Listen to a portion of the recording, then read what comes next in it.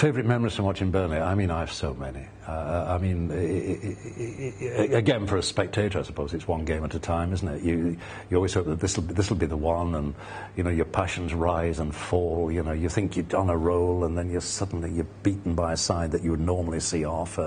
I've historically, because I'm getting a bit older, I suppose. You know, you like all sort of like all old gits. You look back in time to see us here in the mud of 1961 against Hamburg in the European Cup, and then go back there and nearly win.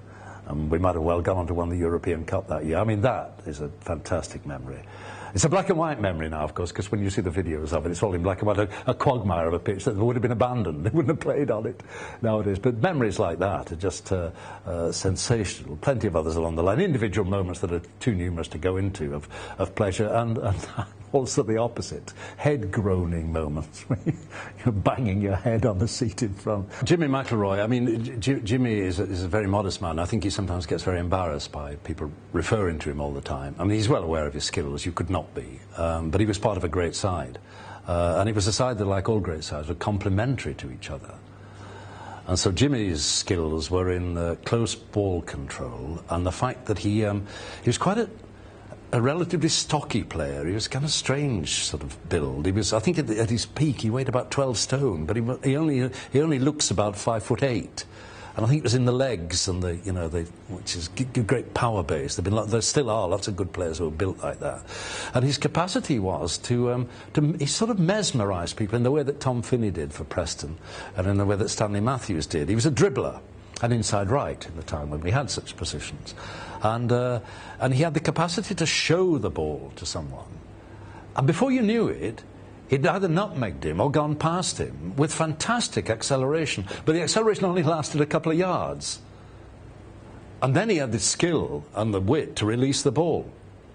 And we had Jimmy Robson and Ray Pointer, who were playing at the time. And they were scoring, 25, 30 goals a season on the end of this kind of skill.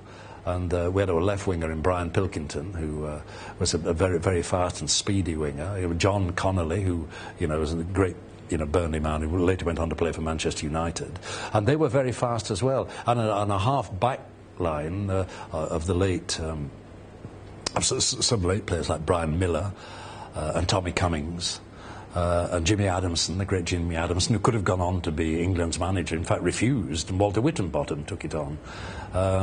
So there were plenty of players like that at the back, and a couple of good full-backs in the days when we had full-backs. They didn't go beyond the halfway line, of course, in those days, you know what I mean? And a succession of really fine goalkeepers. Colin MacDonald, who played for England, had his leg broken, but he was one of the best goalkeepers in the world, and then followed by Adam Blacklaw. So it was a solid unit. One of Jimmy's great tricks was was always to take the ball. He could run time down, and he would take the ball down with his skills down into the corner flag, and he could keep players occupied in that corner area until eventually they had to foul him.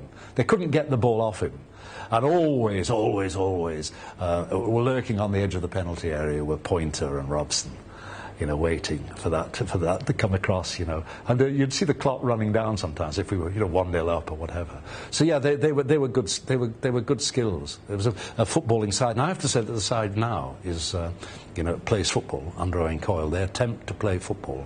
They play to feet. They play on the ground, and it's a joy to watch again.